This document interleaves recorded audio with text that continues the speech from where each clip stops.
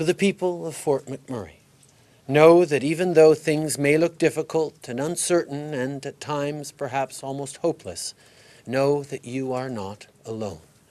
Canadians are standing with you. You can lean on us and you can count on us. Our government will do everything it can to get you back home safely just as soon as that's possible. I also want to share the news that effective this July, following royal assent to the budget, more people in Alberta, southern Saskatchewan, and in southern interior BC will be getting additional help from the federal government as we add them to the list of areas where residents will have access to extended employment insurance benefits. This brings to 15 the number of regions where extended benefits are available. When energy prices were very high, very few Albertans qualified for benefits because unemployment here was lower and earnings were higher than in other parts of the country.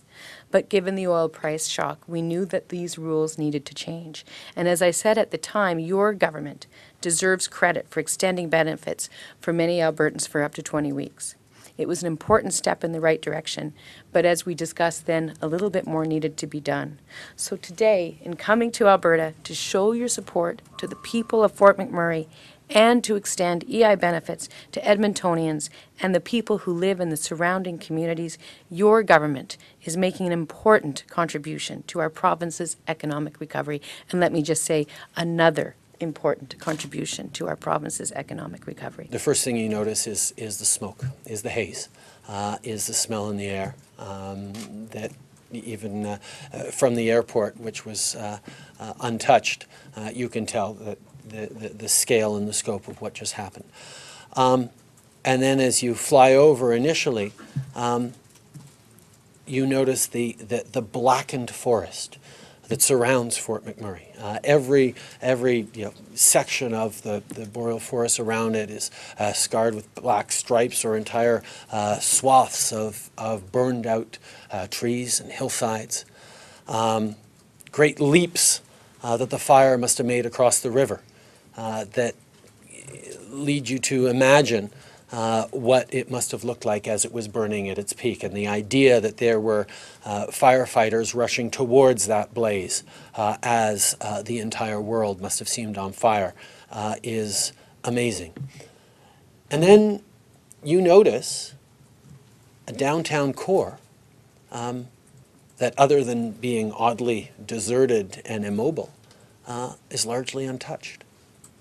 Then you notice neighborhoods that stand and with discarded children's stores on the children's toys on the front lawn that were vacated quickly but peacefully and perfectly fine. And then you go a little further and you see devastation. Streets, blocks, houses gone. Burnt out with nothing but an empty hole where the foundations were. And you think about the lives of everything but lives lost that are going to need to rebuild.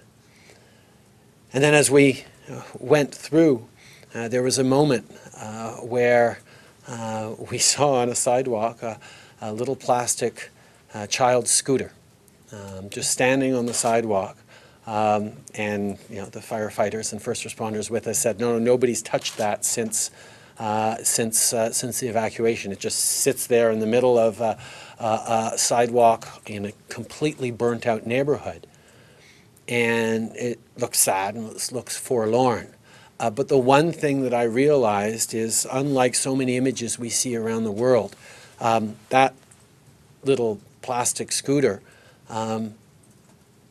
whatever little boy or girl was using that just before the evacuation, they're safe. They're alive. They're being sheltered by friends or family or kind strangers where they are with their family right across the country. And we know that, yes, this was a terrible disaster to befall this community.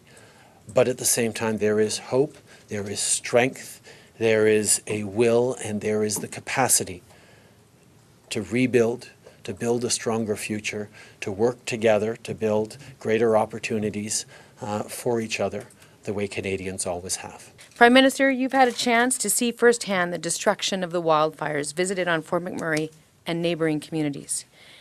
As we've discussed, it is truly heartbreaking. But in this crisis, we've seen once again the extraordinary resilience of Albertans.